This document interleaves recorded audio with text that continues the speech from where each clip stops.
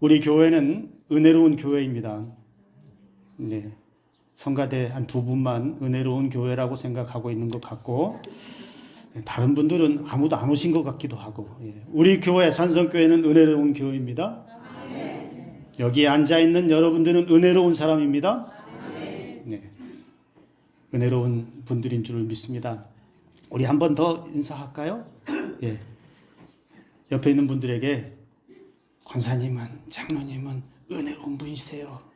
성도님은 은혜로운 분이십니다. 우리 한번 그렇게 인사하겠습니다. 예, 좀 눈도 보시면서 웃어주시면서 이렇게 인사하면 더 은혜가 있을 것 같아요. 인사는 하는데 땅 쳐다보면 그 은혜가 땅으로 떨어질 것 같아요. 여러분들은 정말로 은혜로우신 분입니다.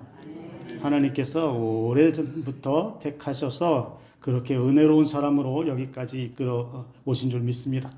그리고 이 은혜로움은 앞으로도 계속 주님 나라에, 하나님 나라에 이를 때까지 간직하시기 바랍니다. 지금 혼자 앉아 계신 분들도 많이 있고, 특히 이제 우리 찬양대는 쭉 이렇게 일렬로 이렇게 앉아 있는데, 자, 한번 생각해 보세요. 내 옆에 앉아 있는 사람이 불편하십니까? 아니면 내 옆에 앉아 있어서 너무너무 감사합니까? 네. 자, 조금 전에 은혜로운 사람이라고 고백했는데 내 옆에 앉아 있는 사람이 매주 안 앉을 수는 없겠고, 어떻습니까? 여러분 주변에, 여러분 앞뒤에 혹여라도 마음이 불편하신 분들은 이 자리에 한 분도 없는 줄로 믿습니다. 어떤 사람과 함께 있으면 그냥 있는 것만으로도 좋고요. 그냥 괜히 주는 거 없고 받는 거 없는데도 그냥 좋은 사람이 있는 반면에, 어떤 사람은 딱히 뭐 나쁘게 나에게 행하지도 않았는데 불편한 사람이 있습니다. 말도 잘 안 나오게 하는 분들이 있죠. 똑같이 예수님을 믿는 신앙을 가지고 있어도요, 어떤 사람에게는 흐뭇한 미소를 짓게 하는 사람이 있는 반면에, 어떤 사람에게는 오히려 그 신앙이 불편함을 주는 사람도 종종 있습니다. 여러분 어때요? 그런가요? 정말로? 은혜로운 사람은 어떤 사람이냐? 그 모습 자체에서 아름다운 향기가 납니다. 은혜로운 사람에게서는요, 나는 모르는지 모르지만 다른 사람이 볼 때는 나에게서, 내 모습에서 아름다운 향기가 난다는 거예요. 그래서 은혜로운 사람을 보면 어떻게 됩니까? 그냥 저절로 흐뭇해지는. 은혜는 저 사람이 받은 것 같은데 누가 기분이 좋아져요? 바라보는 내가 기분이 좋아지더라는 거죠. 이거는요, 은혜가 전달되는 거예요. 내가 받은 은혜가 내 속에서부터 내가 받은 은혜가 이렇게 막 흘러 넘치면 그 은혜는 누구에게 흘러간다고요? 나를 보는 사람들에게 흘러갑니다. 교회 안에, 교회 공동체 안에 어떤 사람이 많아야 할까요? 신앙인 중에는 어떤 사람들이 많이 있어야 할까요? 여러분, 은혜로운 사람이 많아야 될 줄로 믿습니다. 각자 사는 게 다 힘들잖아요. 다 어렵잖아요.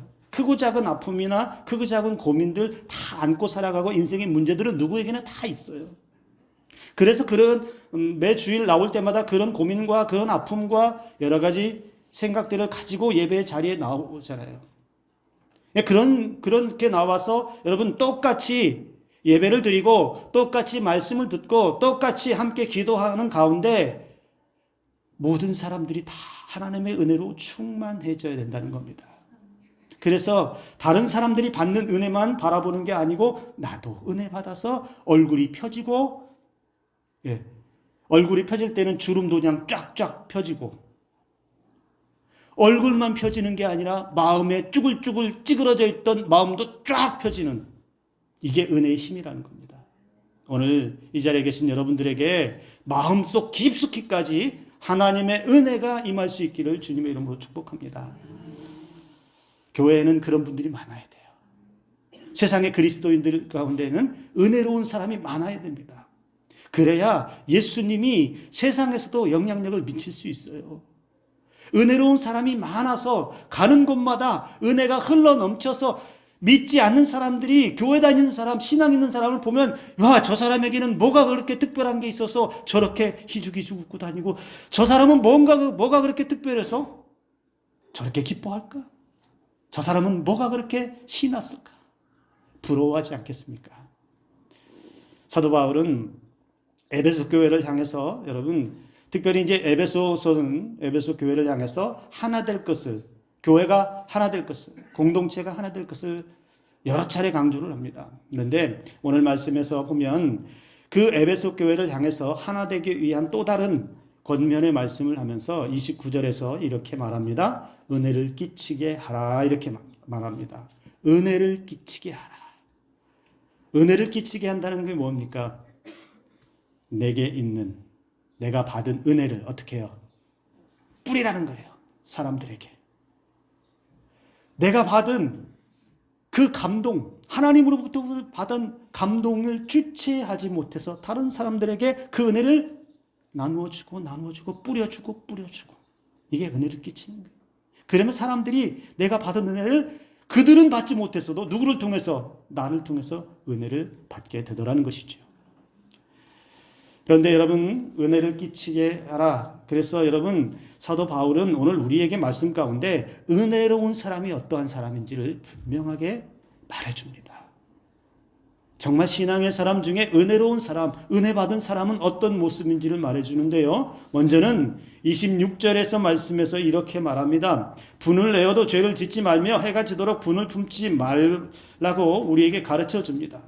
은혜로운 사람은 어떤 사람이라고 말하느냐? 분노하지 않는 사람. 은혜로운 사람은 분노하지 않는 신앙을 가지고 있다는 것입니다. 그런데 여러분 말씀을 보면 분을 내라는 거예요? 내지 말라는 거예요? 내어도 죄를 짓지 말며 해가 지도록 분을 품지 말라. 여러분 원래 이 말씀의 의미는 뭐냐면 여기서 분이라는 말에서는 온당치 못하거나 합당하지 않거나 그래서 사람에 대한 감정적인 흥분의 상태를 말하는데 여러분 의로운 분노라고 하는 게 있잖아요. 죄악의 세력 앞이라든지 정당하지 못한 거라든지 정의를 해치는 것이라든지 이런 의로운 분노는 할 수 있다. 낼 수 있다. 그러나 의로운 분노라고 하더라도 정당한 분노라고 하더라도 마땅히 내야 하는 분노라 하더라도 어떻게 하라는 거냐면 해가 지도록 하루 종일 품고 있지 말라는 거예요. 어디에? 마음속에다가 분노를 담고 있지 말아라. 의로운 분노를 한번 표출했다면 반드시 그것을 그때 한 번만. 그래서 내 마음속에서는 딱 분노 한번 그치고 나면 다시는 분노가 내 속에 들어있지 않도록 하라. 이렇게 말씀하고 있다는 겁니다. 분노의 상태를 여러분 오래도록 내 마음에 지속하지 말라는 것입니다. 즉 내 마음속을 화가 나서 분노해서 부글부글 끓는 상태로 두지 말라는 거예요. 그 분노가 마음속에 오래도록 머물러 있으면 내 마음을 지배하고 있으면 여러분 어떻게 되는지 아세요? 부글부글 끓는 사람이 굉장히 힘이 들어요. 영적으로 굉장히 고통스럽습니다. 여러분 화내보신 분 알잖아요. 분노해보신 분 알잖아요. 그게 마음속에 계속 막 우라가 치밀어 오르면 어때요? 굉장히 힘듭니다. 고통스러워요. 근데 본인만 힘든 게 아니고 그 분노를 보는 사람들, 그 분노로 한 대 맞은 사람들 상처가 나게 되어 있습니다. 그러니까 오래도록 분노를 마음에 품고 있으면 나도 힘들고 다른 사람도 힘들고 모두가 함께 힘들고 상처나는 일이 벌어지게 되더라는 것이죠. 그래서 사도 바울은 이 분노를 뭐라고 이야기하냐면 마귀에게 틈을 주는 것이다 이렇게 말합니다. 즉 내 마음의 상태를 내 마음속을 분노로 부글부글 끓게 오래도록 분노가 이 마음속에 머물러 있게 하는 것은 마귀가 역사하기 좋도록 마귀가 나를 조종하기에 가장 좋은 상태로 그렇게 틈을 주는 것이다. 우리는 하나님의 자녀로 성령의 은혜에 따라서 말씀에 따라서 움직이고 은혜에 따라서 살아야 하는데 분노가 내 마음에 계속 머물러 있으면 마귀가 그 사이에 침투해서 어떻게 해요?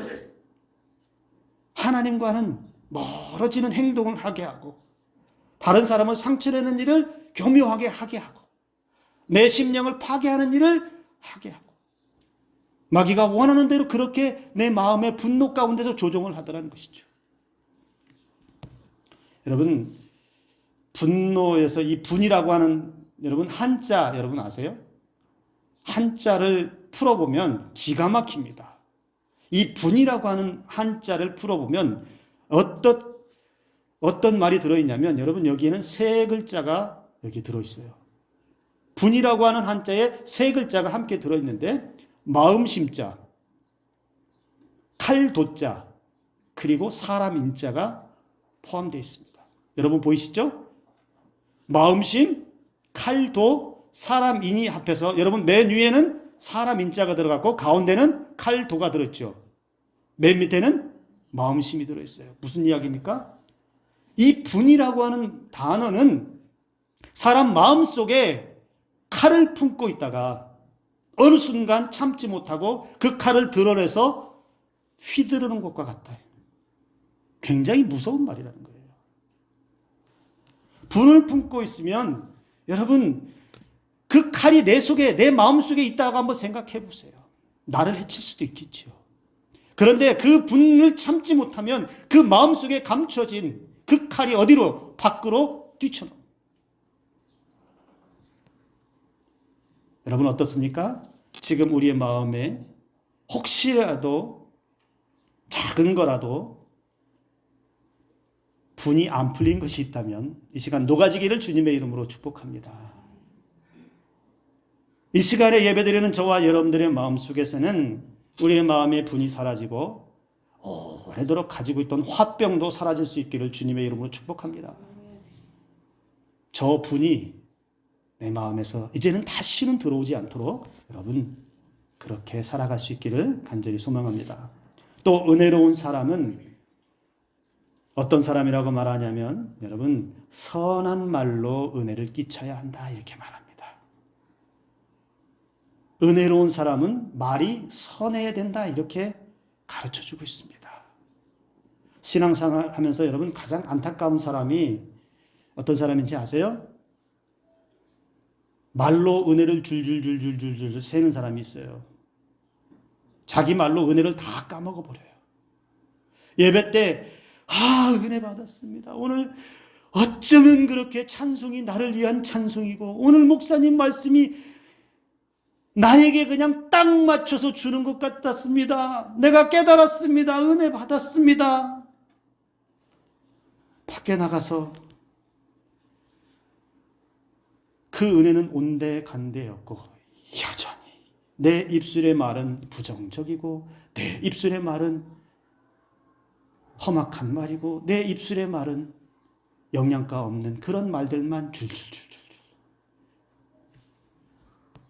제가 본 사람 중에요 그런 분이 계세요. 매사에 잘 따지는 사람이 있습니다.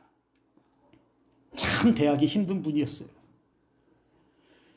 대화하다가 어떤 모임하다가 이런저런 얘기하다 보면 여러분 꼭 그 사람을 지칭해서 하는 말이 아닌 말들이 많잖아요. 그런데 그분은 듣다가 자기 귀에 하나 거슬리면 반드시 그 말에 대해서 따져야 돼요. 모임 끝나고 집에 들어가면 반드시 전화가 옵니다. 왜 그렇게 말씀을 했어요? 그게 무슨 뜻이에요? 내가 그 말 때문에 너무 힘들었어요? 왜 그렇게 말한 거예요? 사과해 주세요. 여러분 상상은 돼요. 그분이 그 말을 곱씹고 그래서 생각해보니까 화가 나기 시작한 거예요. 그래서 전화할 때까지 어떻게 해요? 계속 속에서 부글부글 끓었어요. 그러니까 집에 가서 전화 안 하고는 못 베기는 거예요. 그래서 전화통 들고서 왜 그렇게 말했어요? 왜 나에게 그렇게 말했어요? 내가 그 말 때문에 지금 상처받아서 너무 힘들었어요. 사과해 주세요. 근데요 그분이 나쁜 분은 아니에요. 잘 알아요 자기 성격을. 그러면서 늘 후회하는 건 뭔지 아세요? 그렇게 해놓고 나서 늘 하는 말을 하지 말걸. 괜히 말했어. 차라리 안 하고 넘어갔으면. 아무 일 없었을 텐데. 괜히 말해놓고 관계도 이상해지고, 괜히 말해놓고 나는 이상한 사람 되고, 괜히 말해놓고 그 사람과는 또 서먹서먹해지는. 그래서 말해놓고 후회하고 말해놓고 후회하고 이걸 반복하는 사람이 되는 거죠. 또 어떤 분은요, 열심을 다해서 섬기는 분이 계셔요. 정말 열심히 잘하셔요. 교회 일은 정말 충성되게 잘하는데 다 까먹어요, 말로. 성경에는 오른손이 한 일을 누가 모르게 해요? 근데 그분이 한 일은 누가 다 할까요? 온 성도가 다 알아요. 구제를 해도 뭘 해도 혼자 무슨 일을 했어도 그분이 전날 무슨 일을 했는지를 다 알아요. 어떻게 할까요? 내가 어느 신방 가서 누구를 좀 도와줬고 집이 너무 어려운 것 같아서. 여러분, 좋아요. 열심히 섬기고 열심히 봉사하고 열심히 충성스럽게 하는 건 좋은데 그게 자랑거리가 되어서 오히려 여러분, 사람들은 뭐라고 얘기하는지 아세요? 했으면 그만이지. 뭘 그렇게 자랑을 해. 그리고 뭘 그렇게 자기가 한 것을 그렇게 내세워서 알아주길 바래. 여러분, 주님 앞에 드린 것이라면 주님 앞에 헌신한 것이고 내가 하나님의 은혜를 받고서 은혜대로 움직인 것이라면 주님이 기뻐 받으시는 거예요. 그것으로 우린 족한 거예요. 더 이상 그 이상도 이하도 아니고 주님께 드려진 것으로 끝난 거예요. 그것이 누군가 사람이 알아줘야 하고 그것을 내가 그렇게 했기 때문에 내가 칭찬받아야 되고 자꾸 그렇게 하면 여러분, 열심히 일한 것도 자기 말로써 다 까먹어버리고 열심히 충성한 것도 빛이 바래지고 오히려 뭘 그렇게 자랑해. 오히려 사람들의 입방아에 그냥 덕이 안 되는 그런 일을 하더라는 것이죠. 오늘 말씀에서 여러분 특별히 말과 관련된 많은 이야기가 등장을 합니다. 29절의 말씀에 여러분, 무릇 더러운 말은 너희 입 밖에도 내지 말라 그럽니다. 오직 덕을 세우는 데 소용되는 대로 선한 말을 하여 듣는 자들에게 은혜를 끼치게 하라. 여러분, 이걸 좀 더 풀어서 쉬운 성경으로 보면 여러분의 입에서는 어떤 더러운 말도 나와서는 안 됩니다. 필요할 때 다른 사람을 세워줄 수 있는 좋은 말을 해줌으로써 그 말을 듣는 사람에게 은혜를 끼치도록 하십시오. 이렇게 기록되어 있습니다. 더럽다, 더러운이라는 말은 무슨 말입니까? 부패해서 사용하기 부적절한 말이라는 겁니다. 그래서 믿는 사람들이 쓰기에는 필요 없는 말, 부적절한 말, 적당하지 않은 말이라는 거예요. 달리 말하면 아무 쓸데없는 말을 다른 사람들에게 해서 그 사람들이 그 쓸데없는 말 때문에 생각하게 하고 그 쓸데없는 말 때문에 넘어지게 하는 일, 그게 더러운 말이라는 거예요. 그래서 그 말 때문에 다른 사람들을 또 아프게 하거나 상처나게도 할 수 있다는 겁니다. 31절, 악독과 노함과 분냄과 떠드는 것과 비방하는 것을 모든 악의와 함께 버리라 이렇게 말합니다. 온갖 독설과 격분과 화냄과 고함치는 것과 비방하는 것을 모든 악의와 함께 내버리십시오. 이게 여러분 쉬운 성경에서는 그렇게 말합니다. 또 다른 번역본에는 이렇게도 써 있어요. 원한을 품거나 화내지 마십시오. 가시돋친 말로 다른 사람의 마음을 아프게 하지 마십시오. 여기 버리라고 하는 말이 나타납니다. 모든 악의와 함께 내버리십시오. 버리라고 하는 말은 여러분 어떤 말이냐면 쓰레기를 버리듯이 내 입으로 하는 그 악한 말들이라든지 화내는 말이라든지 고함치는 것이라든지 비방하는 말이라든지 이런 것들을 어떻게 하라는 겁니까? 마치 더러운 쓰레기, 썩은 쓰레기를 버리듯이 버리라는 거예요.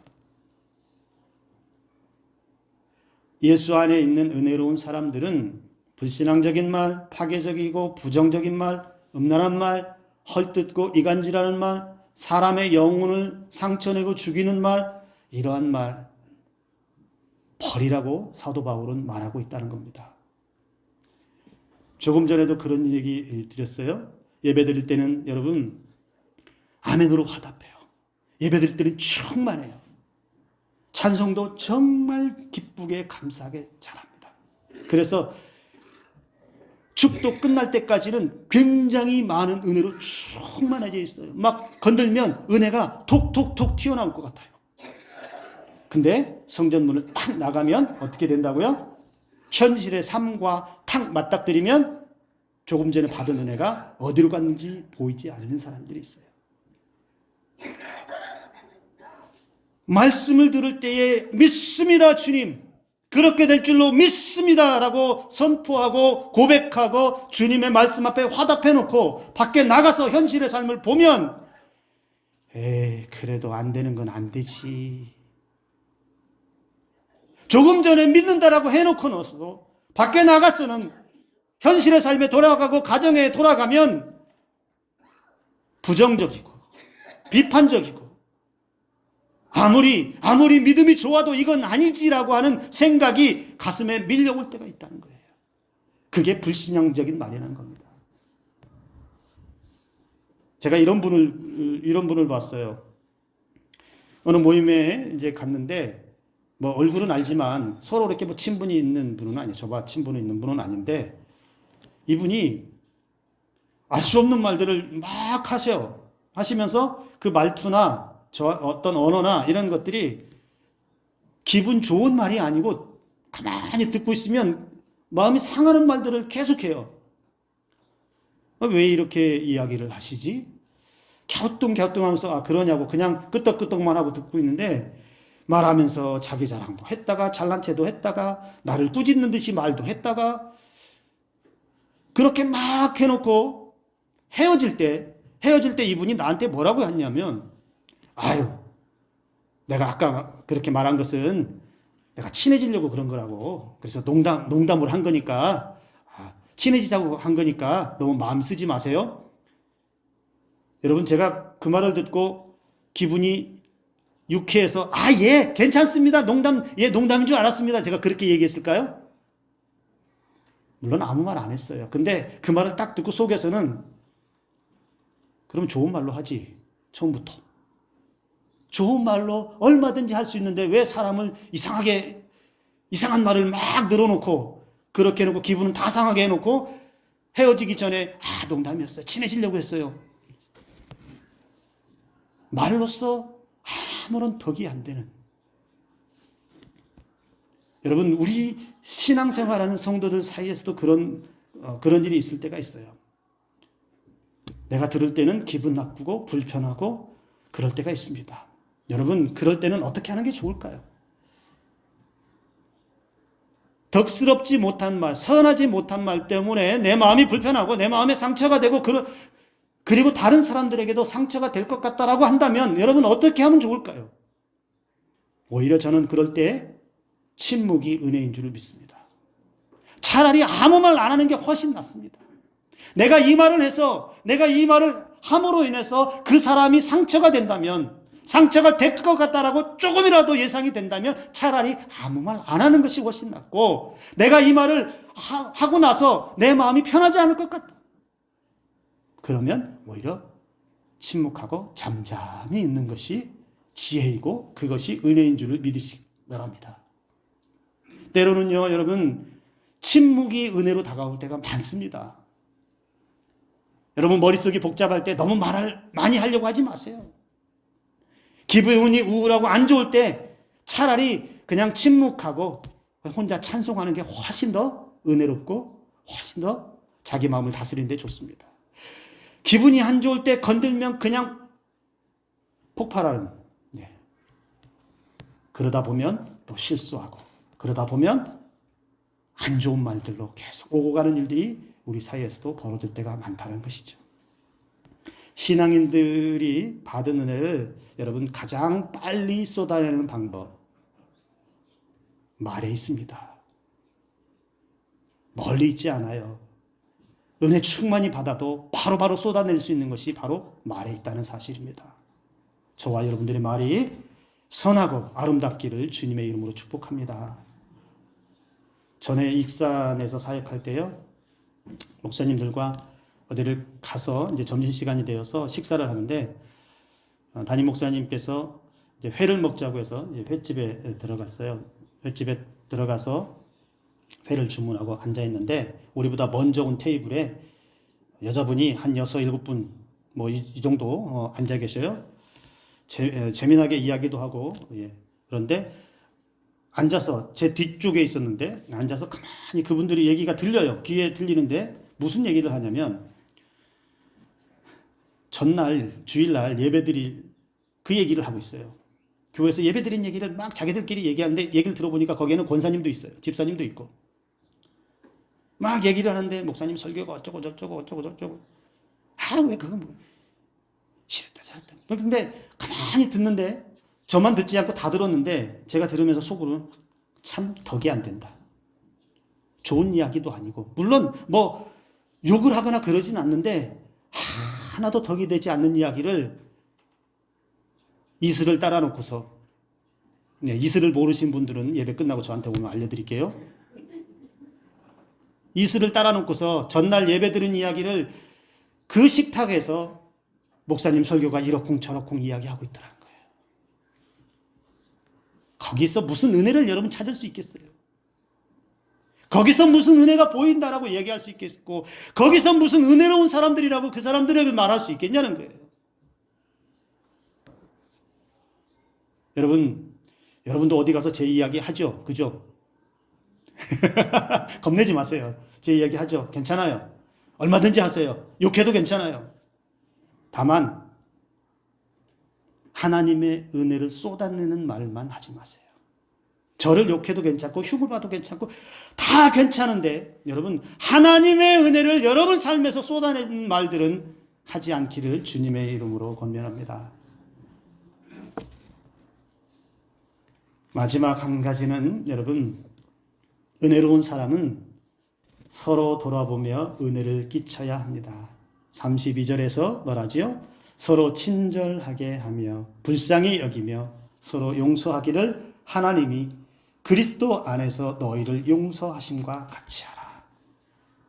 교회 안에 그리고 신앙인 중에 여러분 선한 말도 하는 사람이 있어야 되지만 서로 돌아보며 친절하고 서로 돌아보며 다른 사람들을 불쌍히 여기고 긍휼히 여기고 조금 실수했을지라도 조금 부족할지라도 용서할 수 있는 넉넉함이 교회 공동체 안에 신앙인들에게 있어야 된다는 것입니다.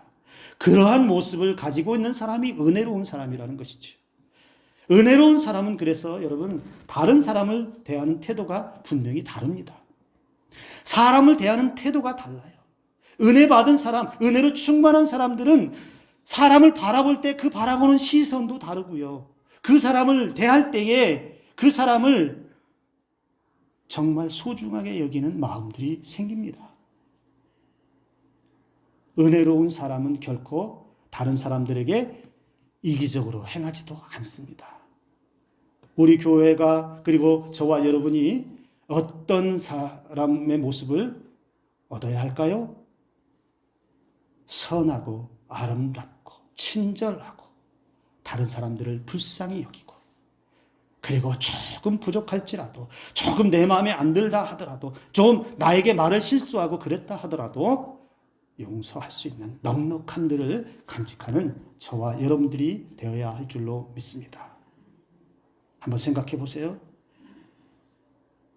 지금 이 자리에는 없어도 혹시라도 죽어도 싫은 사람이 한 사람이라도 있어요?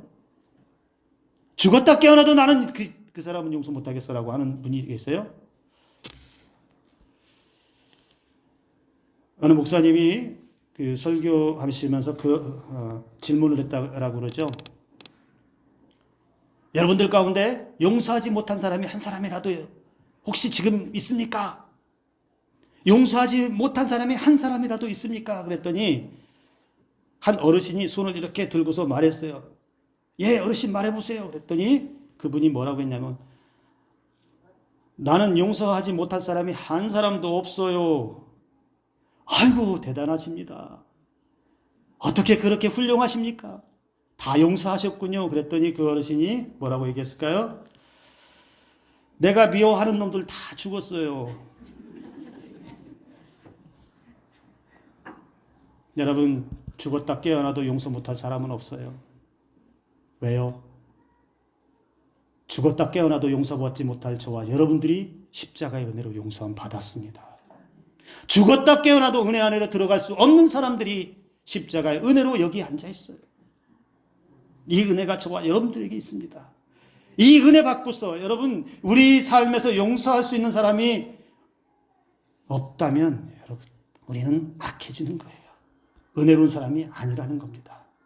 오늘 저와 여러분들 가운데 이 용서의 은혜도 충만하기를 주님의 이름으로 축복합니다. 은혜로운 사람은 여러분 아름다운 사람입니다. 은혜로운 사람은 분명 세상 사람들과 다른 삶을 살게 됩니다. 저와 여러분들이 그런 은혜로운 사람들로 또 하루하루 살아갈 수 있기를 주님의 이름으로 축복합니다. 기도합니다.